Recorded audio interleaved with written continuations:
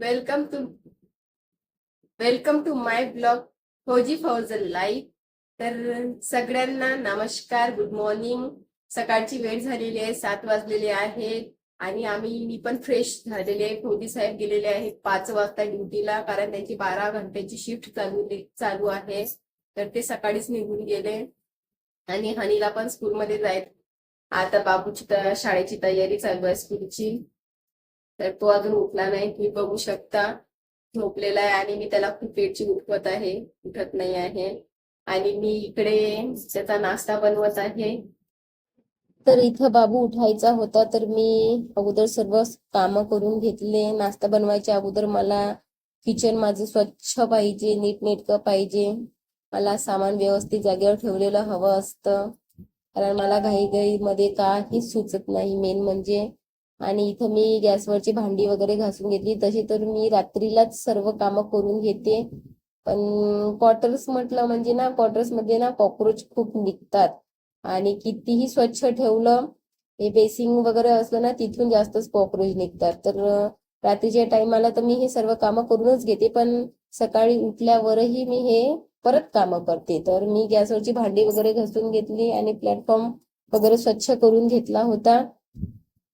आणि मला हे करायला खूप आवडतं, तर मी करत असते, रोज करते. आणि कपडे वगैरे मी डेटॉलच्या पाण्यामध्ये, सर्फ एक्सेल मध्ये धुवून टाकते, गरम पाण्यामध्ये टाकते मेन म्हणजे. कारण मी खूप कारण मला ना कपडे त्याच्यामध्ये घाण असलेली बिलकुल आवडत नाही. कारण मला असं वाटते ना, असं त्या कपड्यांमध्ये पण आणखी मतलब जम्स लागलेलेच आहेत की काय. तर मी ते डेली डेटॉलच्या पाण्यामध्ये धुत असते. इथं माझे किचनचं सर्व काम आटोपलं होतं आणि मला बाहेरची पण कामं करायची होती. तर मग मी पोछा मारत बसली. आणि उठायचा होता, तर तर जेवढा टाइम मिळते मला, तो उठायच्या अगोदर तेवढे मी पटापट माझी कामं करून घेते. कारण मला त्याच्यानंतर त्याला शाळेत पण सोडायचं होतं. त्यानंतर मला एवढ्या दगदगा होते ना सकाळच्या टायमाला, मी तुम्हाला सांगू शकत नाही. कारण फौजी साहेबांची कधी डे लागते, कधी नाईटच्या टायमावर तर कसं तरी होऊन जाते. हेल्प करतात ते माझी. इथं मी त्याच्यासाठी नाश्ता बनवत होती, कारण नाश्त्यामध्ये काय बनवायचं होतं मला सुचत नव्हतं. तर मी त्याच्यासाठी ढोकळा केला स्पेशलवाला, आणि मी त्याच्यासाठी डेली एग शिजवायला टाकत असते. इथं हनी उठला होता आणि माझे कपडे राहिले होते सुकायला, मी आतमध्येच टाकले होते. कारण इथं ना आसाममध्ये डेली पाऊस पडत आहे आणि कपडे सुकायला जागा नाही आहे. मेन म्हणजे कपडे सुकत नाही आहे, तर मी रात्रीच्या टाइमला घरामध्येच टाकत आहे रोज कपडे. आणि इथं मी पोछा वगैरे मारून घेतलेला होता, बेडशीट वगैरे व्यवस्थित करून ठेवली होती. कारण हानी जर उठला तर मला काहीच सुचत नाही, कारण तो करूच देत नाही मला काही. तर इथं मी बेडशीट वगैरे नीट करून ठेवलेली होती. नीट नेटकं राहिलं ना क्वार्टर माझं, तर मला ना खूप छान वाटते. आणि मला हे टेन्शन राहते की माझ्या क्वार्टरमध्ये कोणी आलं लेडीज, तर त्यांनी मला असंच म्हटलं पाहिजे, वा किती छान क्वार्टर ठेवते. आणि सहजासहजी जास्ती बाया मला अशीच म्हणतात की तू क्वार्टर खूप छान ठेवते म्हणून, माझा वापर खूप छान आहे म्हणून. मला ना ते घाणेरडेपणा राहायला आवडतच नाही. ते कितीही कामं असो माझ्या मागे, मला मी बिमार पण पडली ना, तर मला असेच कामं करावे लागतात आणि मला ते करायला आवडतात. कधी कधी जास्त झालं अंगाच्या वरती, तर मग मी झोपूनच राहते, मग माझ्याच्यानं काहीच होत नाही. तसे तर फौजी साहेब करतात माझी हेल्प. बाबूला आंघोळ वगैरे, ते जर घरी असले ना तर बाबूला आंघोळ वगैरे सर्व करून देतात. माझं फक्त तेव्हा टिफिन करायचं काम असते. इथं मी त्याची आंघोळ करून घेतली होती, ब्रश वगैरे करून घेतला होता आणि फ्रेश झाला होता तो. तर तो मला लाजत होता, मम्मी मी दिसत आहे कॅमेरामध्ये. म्हटलं काही नाही होत, दिसू दे, दिसला तर. त्याची आंघोळ वगैरे पुसून दिली आणि बॉडी लोशन वगैरे लावून दिलं होतं त्याला मी. आणि त्याला स्कूलला रेडी करत होती. आणि स्कूलला रेडी करून झाल्यावर त्याचा ब्रेकफास्ट मध्ये मी त्याला बादाम शेक, बनाना शेक देत असते रोज डेलीला. कारण मी ना त्याला स्कूलमध्ये जायच्या अगोदर काही ना काही खाऊनच पाठवते, कारण खाली पोट मी त्याला पाठवत नाही. आजकाल तुम्ही व्हिडिओ बघतच आहात की लेकरांवर जास्त दाब येत आहे अभ्यासाचा म्हणा, कारण त्यांना टाइमच नाही मिळत आहे. आणि माझ्या बाळाला खरंच टाइमच नाही मिळत आहे. कारण शाळेमधून आल्यावर तो एवढा बिझी होतो ना, थोडा अर्धा घंटा टीव्ही पाहतो, त्यानंतर मग तो थोडासा झोपतो. एक तर सकाळीच उठावं लागते 7:00-7:30ला त्याला. तर हे त्याचं डेलीचं रुटीन आहे आणि मी मग त्याला जास्त स्ट्रेस देत नाही.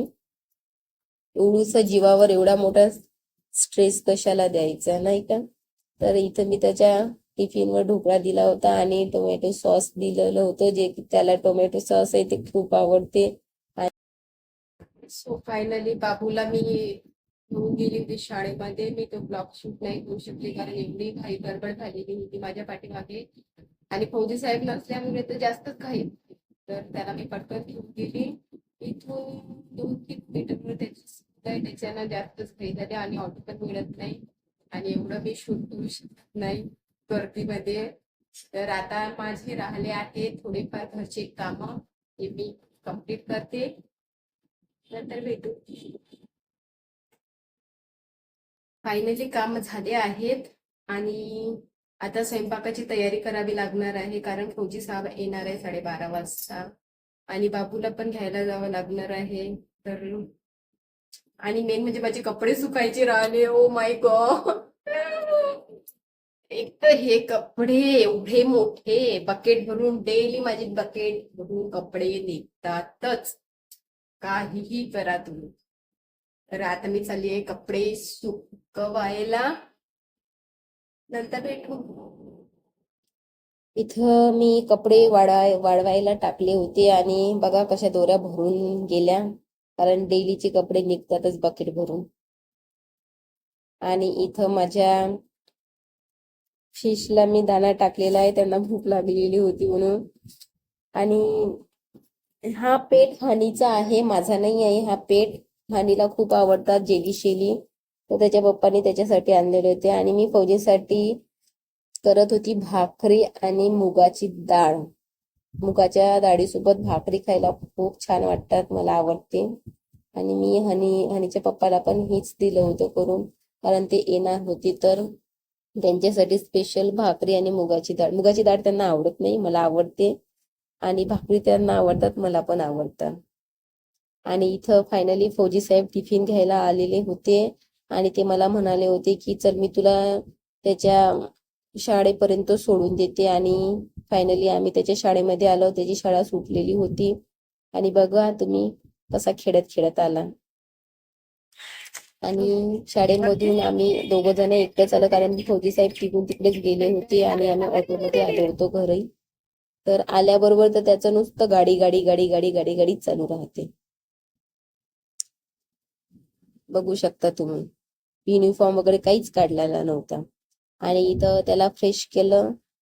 थोडा वेळ तो टीव्ही बघणार आता, अर्धा घंटा. त्यानंतर त्याला झोपायला घेऊन जाणार, परत त्याचा अभ्यास करावा लागणार, मला घ्यावा लागणार. तर इथं वाजले होते 4 आणि तो झोपेतून पण उठला होता. आणि इथं मी त्याचा अभ्यास घेत आहे कारण त्याचा ना एक्झाम चालू आहे.